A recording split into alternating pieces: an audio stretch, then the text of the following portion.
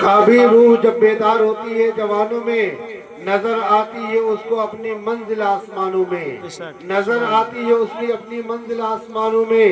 نہیں تیرا نشیمن قصر سلطانی کے گنبد پر، تو شاہی ہے بسیرا کر پہاڑوں کی چٹانوں میں، تو شاہی ہے بسیرا کر پہاڑوں کی چٹانوں میں۔ فطرت میں قدرت نے لچک دی ہے، اسلام کی فطرت میں قدرت نے لچک دی ہے۔ جتنا ہی دباؤ گے اتنا ہی ابھرے گا، جتنا ہی دباؤ گے اتنا ہی ابھرے گا۔ ظلم و ظلم ہے ابھرے گا تو دب جائے گا، ظلم و ظلم ہے ابھرے گا تو دب جائے گا۔ خون و خون ہے جو ٹپکے گا تو جم جائے گا، خون و خون ہے جو ٹپکے گا تو جم جائے گا۔ اسلام کی فطرت میں قدرت نے لچک دی ہے، جتنا ہی دباؤ گے اتنا ہی ابھرے گا۔ حضرات محترم، پھر آج کا پستی کے قصر عمیق میں کیوں، یعنی اس کا علاج کیا ہے، اس کا تدارک کیسے ممکن ہے، تو یہ آیت بتا رہی ہے، متنبع کر رہی ہے، واضح کر رہی ہے۔ وَلَا تَهِنُوا، رب کائنات اپنے بندوں سے وعدہ فرما رہا ہے، اے میرے بندو، اے مجھے اپنا خالق رب تسلیم کرنے والوں، گھبراؤ نہیں، غمزدہ مت ہو، اس لیے کہ آپ مومن ہو، اس لیے کہ آپ مومن ہو۔ مومن کی شان یہ ہوا کرتی ہے کہ ٹل نہ سکتے تھے اگر جنگ میں اڑ جاتے تھے، ٹل نہ سکتے تھے اگر جنگ میں اڑ جاتے تھے۔ پاؤں شیروں کی میدان سے اکھڑ جاتے تھے، پاؤں شیروں کی میدان سے اکھڑ جاتے تھے۔ قوم مسلم کو نہ جانے کتنے مظلومیت و بربریت کے طوفان سے گزرنا ہوگا، نہ جانے کتنے دردناک ہلاکت کے پہاڑوں سے ٹکرانا ہوگا، نہ جانے کن کن ظالم و سفاک لوگوں سے الجھنا ہوگا، نہ جانے یہ مظلومیت و بربریت کہاں تک تجاویز کرے گی۔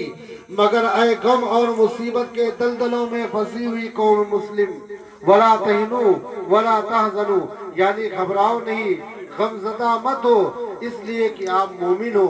مومن کی شان یہ ہوا کرتی ہے کہ ٹل نہ سکتے تھے اگر جنگ میں اڑ جاتے تھے، پاؤں شیروں کی میدان سے اکھڑ جاتے تھے۔ حضرات محترم، ابھی میں نے جس آیت کریمہ کی تلاوت کا شرف حاصل کیا، رب تبارک و تعالیٰ قرآن مقدس میں ارشاد فرماتا ہے، وَلَا تَهِنُوا وَلَا تَحْزَنُوا، یعنی گھبراؤ نہیں، غمزدہ مت ہو، اس لیے کہ آپ مومن ہو، گھبرانے کی ضرورت نہیں ہے۔ حضرات محترم، صرف فرق اتنا ہو گیا ہے کہ ہم لوگوں نے اپنے اسلاف کی تاریخ کو فراموش کر دیا ہے، ہم لوگوں نے اپنے رہنما کی تاریخ کو بھلا دیا ہے، ہم لوگوں نے اپنے بزرگوں کے بتائے ہوئے راستے پر چلنا چھوڑ دیا ہے، ہم لوگوں نے اپنے بزرگوں کے بتائے ہوئے راستے پر چلنا چھوڑ دیا ہے۔ حضرات محترم، آئیے اب آؤ، ایک ہی طریقہ رہ گیا ہے، ایک ہی سلیقہ رہ گیا ہے کہ اپنے اسلاف کی تاریخ کے اوراق کو الٹ کر، غفلت کی نیند سے بیدار ہو کر، عقل و خرد کی چادر اوڑھ کر ہی صحیح اس دور کا مطالعہ کرے، اس دور کا مطالعہ کرے جس کو قرون اولا اور قرون وسطیٰ کے نام سے موسوم کیا گیا ہے۔ تو تم سے غفلت کے پردے اٹھ جائیں گی، تمہاری نگاہیں مشاہدہ کریں گی، تمہاری نگاہیں مشاہدہ کریں گی۔ تخت و تاج تمہارے لیے ظالموں کے لیے نہیں ہے، تخت و تاج تمہارے لیے ظالموں کے لیے نہیں ہے، یعنی حکمراں تمہیں ہو، ظالم نہیں۔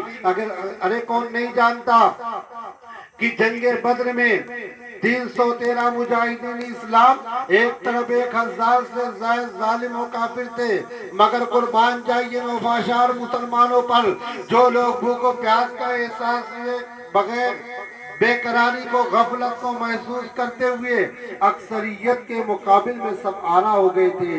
حضرات محترم، یعنی ایک طرف 313 مجاہدین اسلام تھے تو دوسری طرف 1000 سے زائد ظالم تھے، مگر قربان جائیے نوفاشار مسلمانوں پر، ایک طرف بھوک و پیاس سے نڈھال ہو رہے تھے تو دوسری طرف شکم سیل آسودہ تھے، یعنی ایک طرف بے سر و سامہ تھے تو دوسری طرف با کثرت و سر و سامہ تھے۔ مگر حضرات گرامی، وہ لوگ خوف زدہ نہ ہوئے، آخر کار آسمان سے فتح مبین نازل ہوئی اور مسلمانوں کا غلبہ ہوا اور کفار کو شکست پاش ہوئی۔ یوں ہی جنگ احد میں 60 مسلمانوں نے 60,000 سے زائد مشرکوں کو شکست دی۔ آخر اس میں کون سی ایسی طاقت تھی؟ آخر اس میں کون سا ایسا جذبہ تھا؟ آخر اس میں کون سا ایسا راز چھپا تھا جو اتنی قلیل مدت میں ساری دنیا پر چھا گئی؟ مسلمانوں، اگر میں تھوڑی دیر کے لیے آج سے ایک سوال پوچھنا چاہتا ہوں کہ مسلمانوں آپ یہ بتائیں آخر وہ کون سی ایسی ذات تھی جو اتنے قلیل مدت میں یعنی ساری دنیا پر چھا گئی؟ تو آج سے ایک سوال پوچھنا چاہتا ہوں، کیا بے ایمانوں کی ذات تھی، ملحدوں کی ذات تھی، منافقوں کی ذات تھی؟ تو حضرات گرامی آپ یوں فرمائیں گے نہیں بلکہ آج اچھے اخلاق کی ذات تھی، اچھے کردار والوں کی ذات تھی، نماز پڑھنے والوں کی ذات تھی، روزہ رکھنے والوں کی ذات تھی، منبر پر خطبہ دینے والوں کی ذات تھی، روزہ رکھنے والوں کی ذات تھی، اچھے اخلاق اور کردار والوں کی ذات تھی، غریبوں کی امداد کرنے والوں کی ذات تھی۔ مسلمانوں، پھر میں آپ سے پوچھنا چاہتا ہوں، آپ بھی تو رسول کریم صلی اللہ تعالی علیہ وسلم کی غلامی کا پٹا یعنی اپنے گردنوں میں ڈالے ہوئے ہیں اور یہ کہلاتے ہم لوگ مذہب اسلام کو ماننے والے ہیں۔ تو مسلمانوں، میں آج سے پوچھنا چاہتا ہوں کہ آپ بھی تو اچھے اخلاق والے ہیں، آپ بھی تو اچھے کردار والے ہیں، آپ بھی تو نماز پڑھنے والے ہیں، آپ بھی تو روزہ رکھنے والے ہیں، آپ بھی تو زکوٰۃ دینے والے ہیں، آپ بھی تو منبر پر خطبہ دینے والے ہیں، تو سب کے سب یہی کہیں گے نہیں ہم لوگ بھی اچھے اخلاق والے ہیں، اچھے کردار والے ہیں، نماز پڑھنے والے ہیں۔ مسلمانوں، اس میں ہم لوگوں کی کمی ہے، اس میں ہمارے ایمان کی کمی نہیں ہے بلکہ ہماری کوتاہی ہے، اس میں اسلام کی کمی نہیں ہے، ہمارے ایمان کی کمی نہیں، ہم لوگوں کی کوتاہی ہے۔ مسلمانوں، آپ دیکھیں آج مسجدوں سے اذان کی طرف اذان کی آواز آ رہی ہے، مگر لوگ ایک دوسرے پر بیٹھ کر ہوٹلوں پر ایک دوسرے کی برائیاں کرتے نظر آ رہے ہیں اور ہر طریقے سے یہ باتیں کرتے ہیں، ہم کو ہر طریقے سے رسوا کیا جا رہا ہے، ہم کو ہر طریقے سے برباد کیا جا رہا ہے۔ مسلمانوں، ہوش میں آؤ، کیونکہ وقت زیادہ دنوں تک کے لیے نہیں ہے۔ انسانی زندگی، انسان 10 سال 20 سال یعنی 50 سال، زیادہ سے زیادہ 100 سال آج کے زمانے میں جیتا ہے، مگر حضرات گرامی ایک نہ ایک دن اس کو دنیا سے جانا ہے۔ حضرات محترم، غور کرنے کا مقام ہے۔ ہم لوگ نرکوں میں رہ کر بچ سکتے ہیں، طوفان میں پھنس کر پار ہو سکتے ہیں، اگر ضرورت پڑی تو اپنے جان اور مال کو قربان کر سکتے ہیں۔ ارے وہ اسلام جسے جنگ احد کے شہیدوں نے اپنے گرم گرم خونوں کو چھیٹا دیا ہے، ارے وہ اسلام جو میدان کرب و بلا میں امام حسین رضی اللہ تعالیٰ عنہ نے اپنے پاک خونوں کو بہا دیا، ارے وہ اسلام جو بیت المقدس کے مجاہدوں نے اپنے عزیز جانوں کو قربان کر دیا، ارے وہ اسلام جس کو خالد اور طارق نے بلند کیا۔